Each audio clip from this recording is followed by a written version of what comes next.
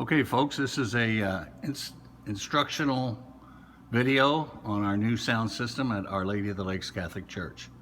And we have with us Jason, who's going to walk you through the entire process of shutdown and then startup.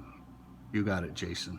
All right, so first thing you're going to do with the shutdown is come down to the bottom part and shut off the power conditioner. There's a little white rocker switch. We're actually going to press that to the off position.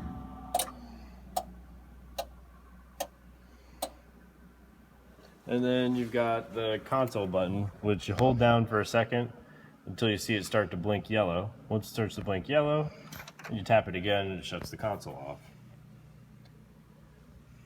So then to turn it back on, press the white rocker switch to the on position on the power conditioner. It sequences the power back on. And then you come back up and press the power button on the console just one time. Then the screen starts to load, console starts to load.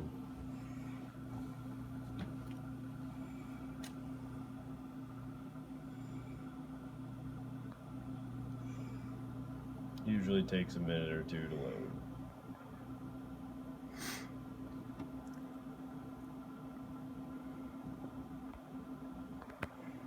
And then we also have the iPad for everything. When you want to start the iPad, you're going to want to wait until the console loads completely. You can turn the iPad on, but before you start the application for the console, you want to wait till the console comes totally online. And there it is.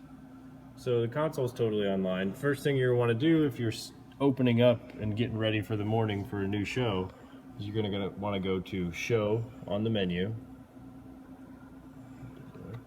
Show on the menu. And then go to Load Show. It's going to open up to this folder. Once it opens up to that folder, you can either select it from there or you can scroll down with the wheel and select Mass Default Main and press OK. It'll ask you if you want to overwrite the current settings and cues. You'll say yes because you want to load the default show that we have saved in the console.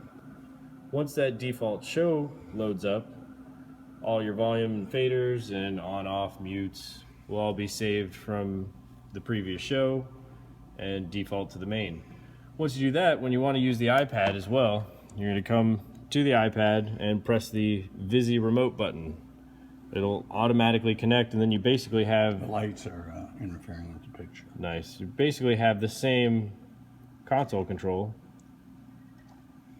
If you pan that down a little bit. You have the same console control on the iPad as you do on the console. Mutes and everything work as well. Go on and off with your iPad control. So then if you're using the organ, you can have the iPad next to you and be able to actually control everything.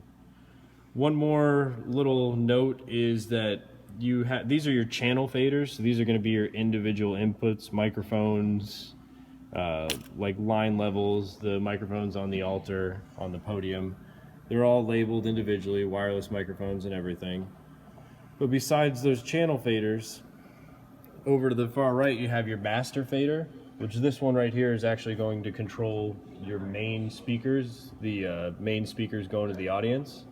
Then if you want to be able to control your lobby speakers from this console, or your side fill monitors that are actually pointed at the stage, or your monitors that are down stage of the console where the choir is, you can go over here to Fader Bank C. And inside of Fader Bank C, you have your master volume controls for each individual ones of these. You have monitor 1 and 2, which are going to be your actual monitors on the choir stage. Then you also have your lobby control. Lobby control is actually what controls the in-ceiling speakers in the lobby. And then if you go all the way down to the green faders, you have JBL left and JBL right. Those are your two controls for your monitors that are actually facing at the altar for you to use during the show. And that is basically your new sound system. All right, you want to go through just turning it on and turning it back on again and then loading the program. All right. Oh, well, we have it on tape. Yeah, we did it all really. That's it? Yeah, that was it. That's it, That folks. was everything. It's a